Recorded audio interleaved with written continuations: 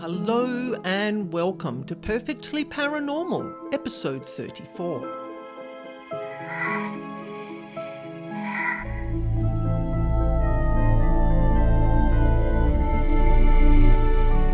My name's Annaschmidt, and I'm here every week to share with you true paranormal encounters and information about devils, demons, and dark energy beings that no one else talks about. And today I'm sharing a nighttime conversation with a demon who wouldn't let me sleep. And this is a conversation I had back in 2014 when I was due to start an energy clearing on a property. And as usual, paranormals, as I call them, were up to deter me from doing the house job. Now, I can't remember the exact conversation that we had, as it's been a few years now, but you're going to get the gist of it. So generally now in 2023, these energy beings don't speak to me in my mind, but these energetic tricksters will use physical tactics to disrupt my sleep, which I talked about back in episode 8. So if you're interested, check it out. Now, I'm going to get into this story, so let me set the scene for you. Getting into bed late on a Sunday night, I was doing my best not to think about the client house clearing job that I was going to be doing the following day.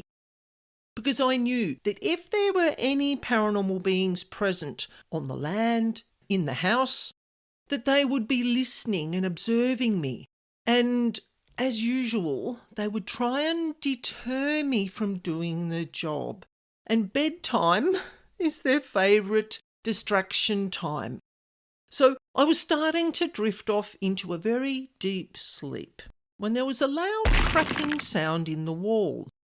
Now, it's where the ceiling connects to the wall, right above the window next to my bed. Now, this is a usual sign of paranormals entering my home, generally in the room that I'm in. Now, as I lay there quietly in bed, there was a very sharp tug on my blanket. And then there was a jolt on the bed and 3 internal knocks. They weren't on the door or on the walls or the window, but they were within the room. These internal knocks have a different echo, a different density to them, if you want to look at it that way. So as usual, I just ignored these supernatural antics, and I just chose to roll over and focus on getting the best night's sleep that I could. So as I started to relax, a deep, gravelly voice popped into my mind. Now, it was kind of whispering random gibberish, nothing that really made any sense, but it was annoying just the same. Now, assuming that this energy being was from the house clearing job that I was doing the next day, I gave them my usual spiel. I opened my eyes and said, "I can hear you. I am trying to sleep. You have the house for one more night, and I will start the property clearing in the morning." Still, the annoying whispering continued. And this time, I just chose to totally ignore it. I thought, right, I'm going to get to sleep. I'm going to ignore whoever this is that's in my bedroom. Now, after 10 minutes, I get really, really grumpy when these beings annoy me at bedtime, and they know it. This is why they choose this time of the day to get in my head. So what I did, I opened my eyes and I just lay there, staring into the darkness. Sitting on my bed, about 50 centimetres away, was a dense black mass. Now, it was darker than night, if that makes sense. Like I could see it clearly in my darkened bedroom. My eyes had adjusted to the darkness. Now breathing in a deep sigh, I said, "Can I help you?" And in my mind, I heard a very firm no, and that was that. And I'm like, okay. The paranormal addict in me wants to ask more questions. I want to know who this is, why they're in my bedroom. If they're not the normal paranormals from a house clearing job, then who is this? Well, "What do you want then?" I said. "I'm tired and I really need some sleep." Now, I was getting a bit annoyed by now. 2 minutes passed. No answer. And then it, or he, as I like to address all dark energy beings, he said, "I'm curious." Now, this was interesting. "Curious about what?" I replied. "You," he said in a firm voice. Now that got my attention. My paranormal addiction is like, wow, who is this? And I wasn't frightened at all. There was no issues about worrying about my safety or being harmed. If this energy being had wanted to harm me, would have done it by now. Would have waited till I went to sleep. They're simply not interested in doing that. Well, there's always an ulterior motive to what they do. Now, I'm lying there and my mind is racing and I'm thinking, how do I handle this situation? This is something new. Now, I carefully chose my words for my response. And I said, "Well, why am I so interesting?" There was a pause. "You are different to others.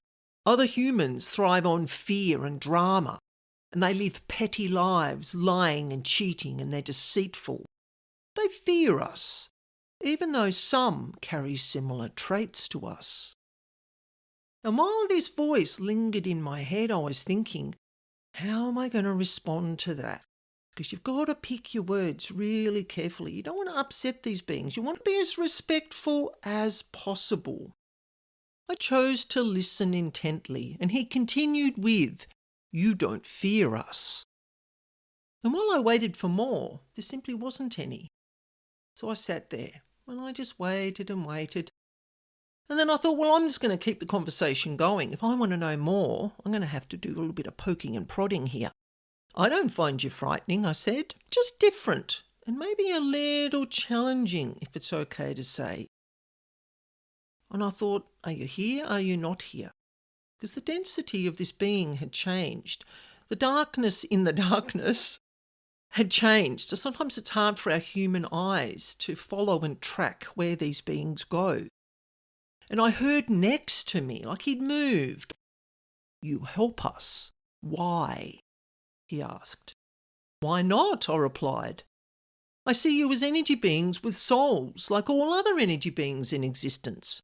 And in some way, I understand what it's like to be shunned by others, to feel like an outcast, to have to pave your own way. It can harden you and make you less approachable." And in a way, I'm talking about myself as much as these energy beings because I am different. I see the world in a different way. So I kind of understand people and energy beings and situations that are different from the norm, if there's such a thing. So I thought, right, I want more information. Like I was really getting into the swing of things now. And I said, "Can you tell me about yourself, please?" And there was another pause. And I felt a sort of a nervous shift on the bed, as if he was thinking whether to respond or not. And he said quite proudly, "I command the armies." "Armies," I said. "Fascinating. Tell me more." And he said in an even bolder voice, "We hold the balance. There cannot be light without darkness. There cannot be darkness without light."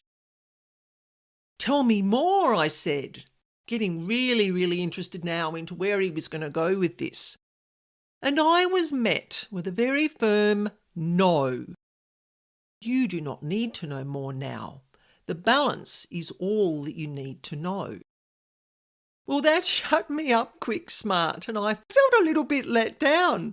But then again, I am talking with a dark energy being. You don't want to push them too far. They'll only tell you what they deem you need to know. And I didn't feel sick talking to this being. You always hear me talking about signs and symptoms of paranormal attachment, paranormal presence. I didn't feel sick. I didn't feel unwell. I was actually quite hyperactive, and I had to keep myself calm, as calm as I could in that situation, because this energy being had really triggered my paranormal addiction, and I just wanted to know more and more and more. And I think in a way, he felt that, and that's why he shut down the conversation. Well, I let a minute go by and then I said, very calmly, I said, look, I'm curious. Why do you torture so many human minds and bodies with sleep deprivation, behavioural changes? You trigger us to react in negative ways towards each other. And he was slightly annoyed and he said, well, we don't do that. You do that to yourselves with your millennia of greed and control and petty conniving ways, selfishness and irresponsibility. And I'm sitting there frowning and I'm kind of agreeing with him. And I did well to keep my mouth shut and to not butt in when he was speaking. And as I sat there thinking about it, I'm like, well, actually, yeah, as human beings, we create our own stuff. We can't blame anybody, living or non-living, for what we create. I wanted to see how I could get my head around delving deeper into this conversation. And I said, so you feel in us energetically what we create, and that draws you to us, our individual mental, emotional, or traumatic life triggers. And you feed off those energetically. Yes, he said. He's very big on one-word answers, unless he gets on his soapbox. I think I kind of summed it up, is that these energy beings feed off what we create. It is as simple as that. You've heard me talk about this before, and this was the very first in-depth conversation that I had with a lower vibrational being, and it was fascinating. I said to him, you teach us about ourselves, our hidden shadow selves, what we need to work on to live in a higher vibration. And again, the one-word answer, yes, is what he said. So he could tell that I got the message. And it was like, I wondered if he came to me that night to give me this inkling, this bit of insight. Because this is like 10 years ago. This is when I was really getting deep into working with the dark and the demonic beings, not just shifting spirits from people's homes. So I wanted to know a little bit more because I thought this guy, he could just vanish at any stage. He could I'm sick of her questioning, but I can't help it. I'm a little bit like Sherlock Holmes. Once I get my detective hat on, I just want to know. I just want to know more and more and more and more. Anyway, so I said to him, so he mentioned earlier that he leads the dark armies, is where I was heading this time with my questioning. May I ask, please, what is your title? Now I was getting a little bit cheeky. I thought I'll see how far I can push it. There was a pause again. These beings love pausing. And what I heard was, this is really important. This is important for the future, going ahead 10 years. He said, I am a Legion General. Sitting there in my head going, wow, like this is a wow moment. And I very calmly said, do you have a name? His reply was rather interesting. Not that you would understand. We have an individual frequency that identifies us from others. And on that note, he left.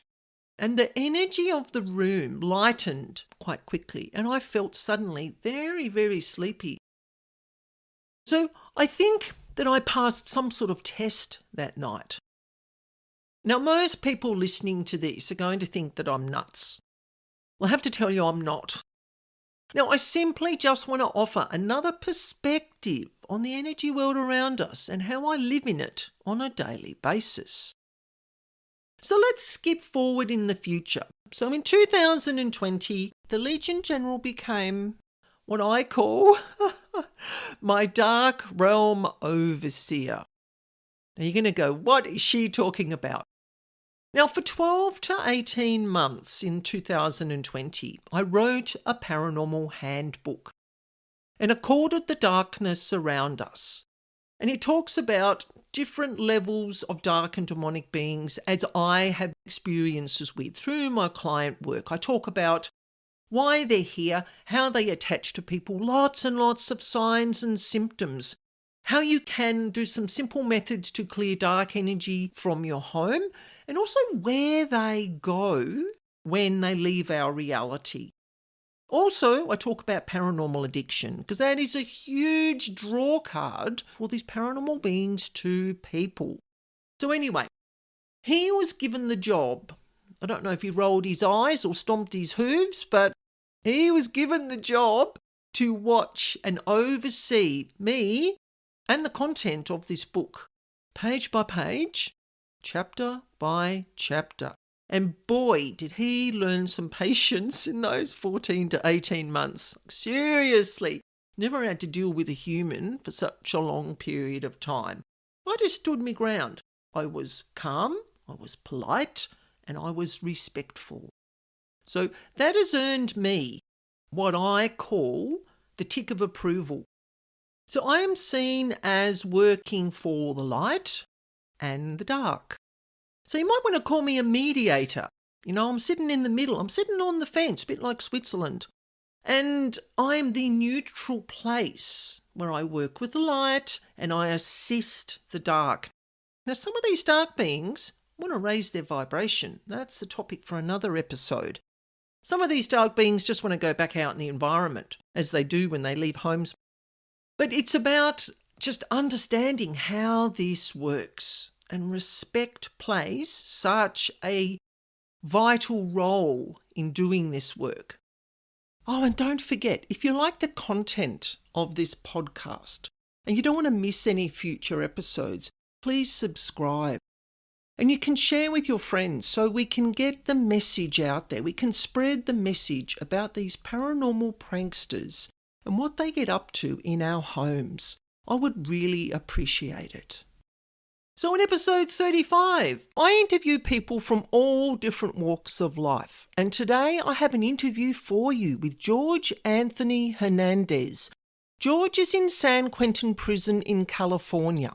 He's on death row, and I'm interviewing him through the prison tablet, which they're allowed to use for communication with the outside world.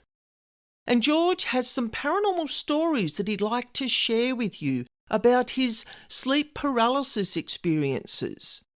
And we're also going to look at what causes sleep paralysis from my perspective and why we see these dark energy beings during those nightmarish experiences reported by so many people.